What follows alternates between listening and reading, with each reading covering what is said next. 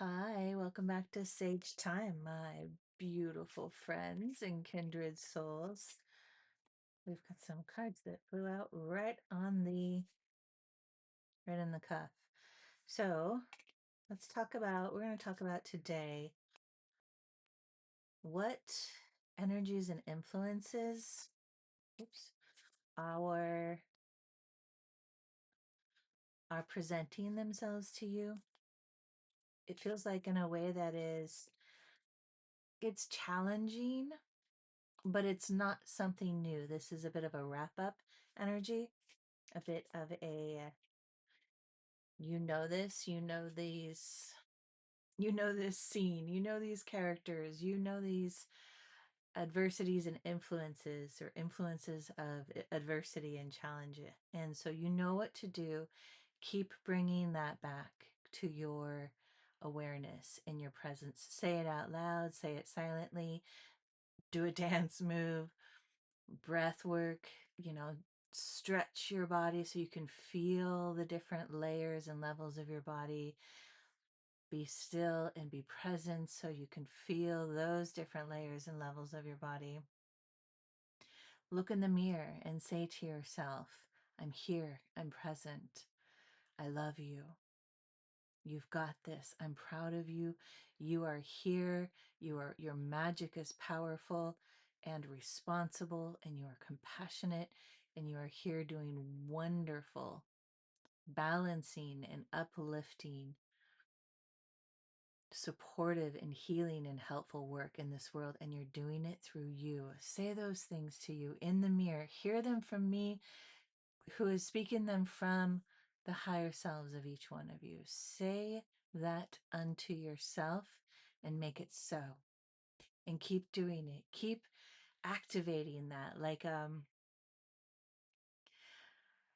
not sure how to give a good example. Like a candle that's like being fluttered about in the wind, and you just keep that match close and you keep lighting it, keep it going until it stokes and it's strong enough. And maybe a little fire is a better example. So that flame within you now has anchored its fiery presence, its clear clarity of knowingness and presence, its fluidity of emotion that is true of you and only you, not the influences around you that are trying to sneak into your consciousness and subconsciousness and tell you that that's the way you think and feel and are. Those aren't you. Those don't belong to you. Those are projections, or simply they're in the ether and they're messing with your mojo. That's what I'm hearing. So the first cards to come out are slow and steady. So this is it. Patience is the key. This isn't a rush job. Slow is smooth, smooth is fast. It's a quote I heard from a fellow on a show that I have been watching the last couple of weeks. It's called Building Outside the Lines. It's very sweet. It's a father and daughter building show. Anyways, his big phrase is slow is smooth and smooth is fast. And it's such a simple thing, and everyone around him gets the simplicity of it, but when he says it, you can feel and hear the yes, this applies to the job, and there's profundity in it. There's a life application in all the ways and in all the layers. So okay. Oh, what else came out? We got detour, changing course. And I don't feel like this is a trickster energy at all. This feels like I'm hearing divine intervention, and you've got some support going on. I think that this detour, because the arrow actually points also as they flew out.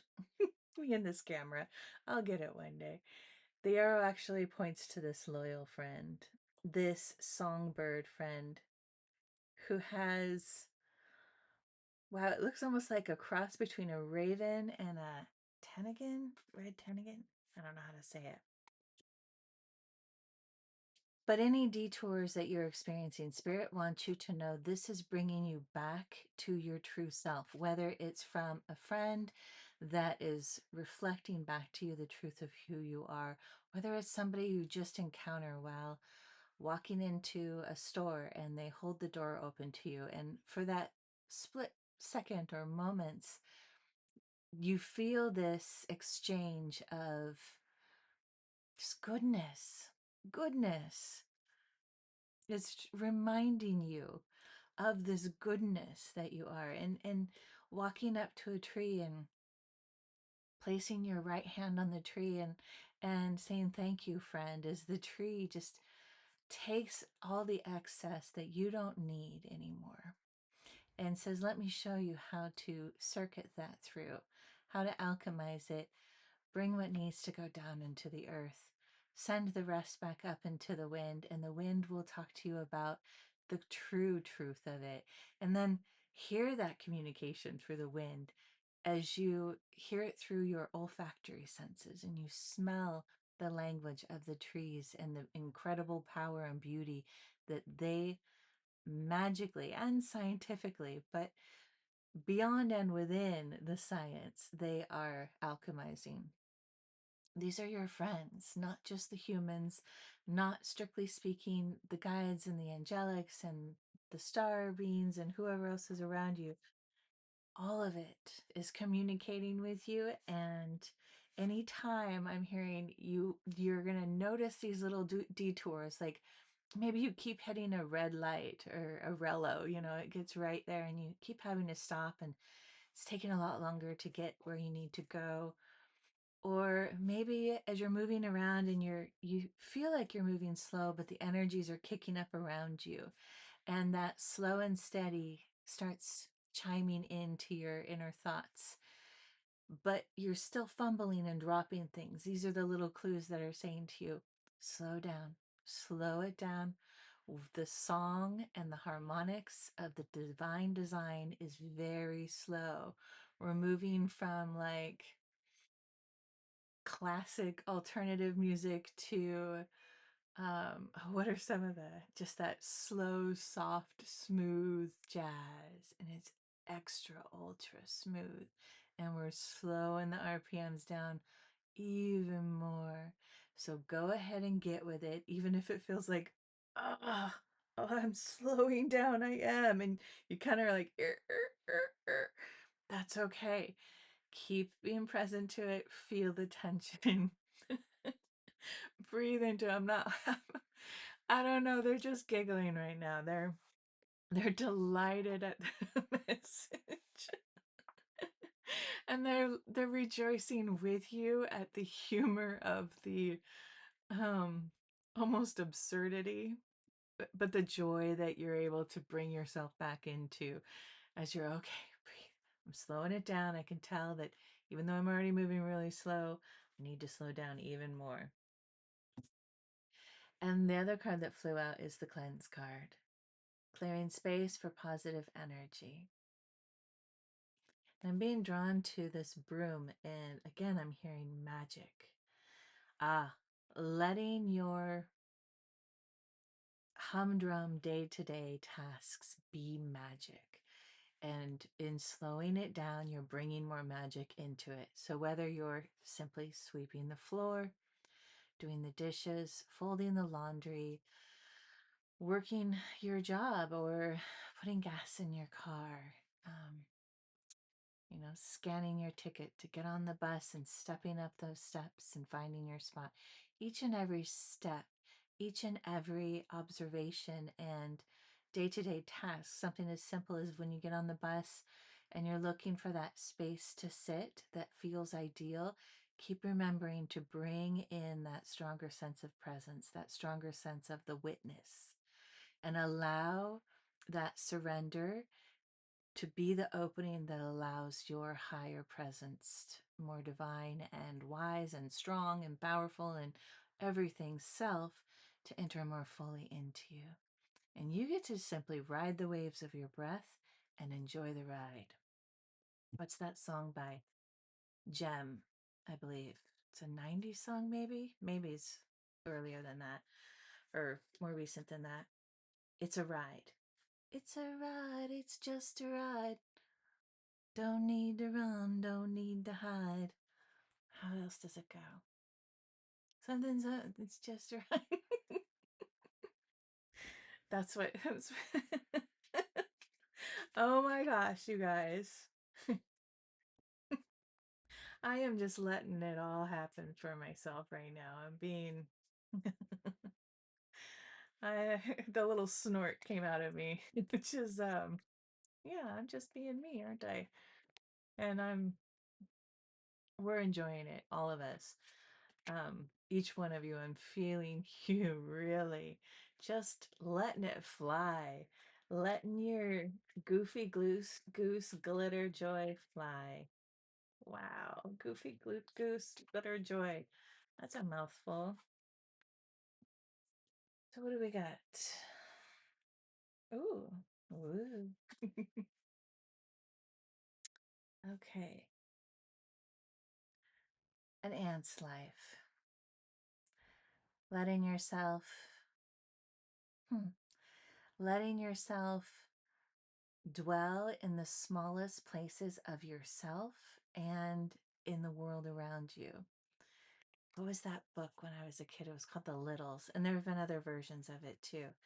And I would, before I even read those books as a child, I would pretend I was the size of a little creature, and I would live in these little nooks and crannies of the forest or my room or wherever I was. Do that again and allow yourself to be this little sprite-sized individual when you have a moment, even if it's simply a pause between answering phone calls at work or data entry, and you take that pause for 30 to 90 seconds. And simply with that breath work, let yourself go into that imagination, that imaginal, playful, joyful realm. That's where our magic really starts to enhance and infuse all of our other intentions that apply to the to the mundane reality that we live in.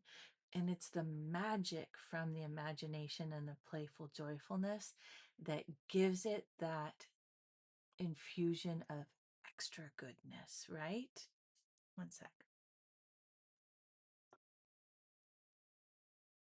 Clang, clang. So, yeah. Ooh, I don't know this card. Komorebi.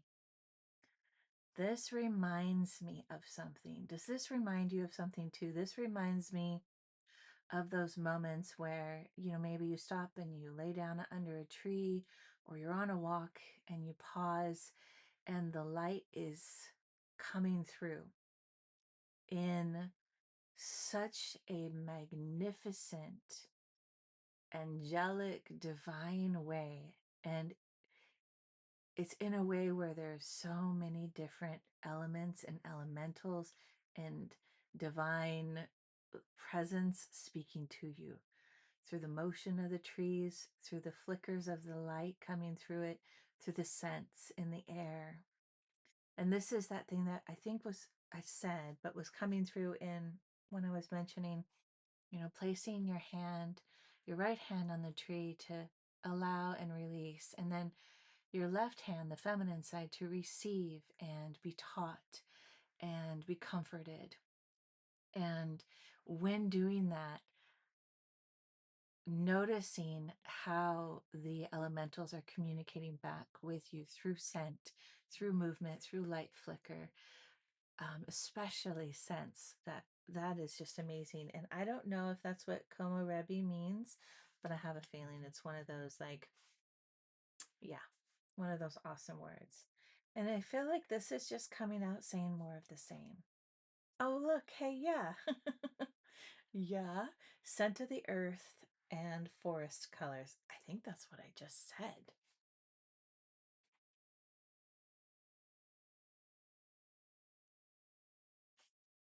And yeah, you can get in there and dig in there. And that's another wonderful way. And here, this person's hands is in the dirt, and it doesn't have to be a tree. It can be the dirt, it can be a plant.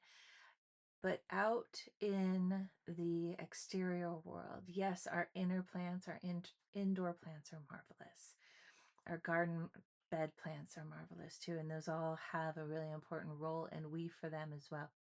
But getting out into those spaces of wild and wilding yourself and letting those earthing colors and the scents and the stories and the histories that are present in that vast mycelium network and olfactory network along the winds and the pollen and the critters and the insects and the bugs, letting that all be a part of it, letting different parts of nature present itself to you, whether it's a bird and its presence and its pattern of song or flight overhead. This morning I had so many interesting experiences on my walk with bunnies, and then I found a beautiful bird that had just completed its life cycle, and picked that up and put it somewhere more discreet and said a prayer of release for his spirit and gratitude in return of his body and its parts, and then kept walking, and there were other things going on and happening. And then as I was entering back into the more city area of things, suburban area, an eagle came above and was circling above me, but like above and in front.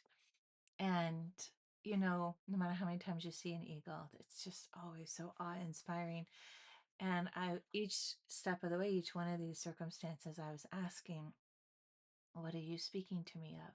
And instead of trying to place some sort of logo and phrase and something you'd see if you looked up such and such meaning online, instead of trying to give it that in some sort of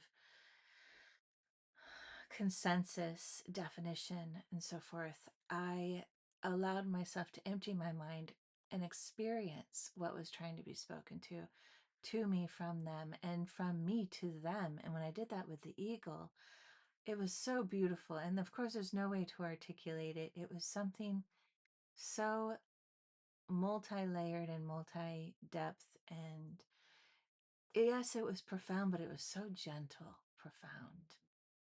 It was a very new experience that I'd had with eagles, and I've had many, many profound and huge and all kinds of experiences with them. And so I share that with you as an example to hopefully inspire you to do the things that you already know to do, and give you that reminder of all the things that you already know and remember, already know and are aware of.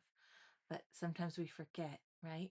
We get caught up in the noise and the hustle and the bustle and the consciousness of things that are leaving our life. And that's what is happening right now. There are cycles closing out. There are scenes and chapters of characters that we have already played our role through and completed. We didn't maybe super love them because the characters that are being inferred upon right now are ones that were not super great to you. And um, you're just complete with it. You've experienced the challenges with it and your own fallibility with participating in a role that you didn't even want to participate in. And having done so, not only did you learn about that role that was superimposed upon you, you learned about what other people's roles are, in a way that is adverse and hurtful, maybe to yourself as well and to others. And so, having done that, you are now more aware of when others are caught into both of those roles and playing that out with a misunderstanding, especially the ones who, like yourself, are conscious and holding consciousness of being your best self and contributing the best that you can back into the world, leaving it better than we found it, right?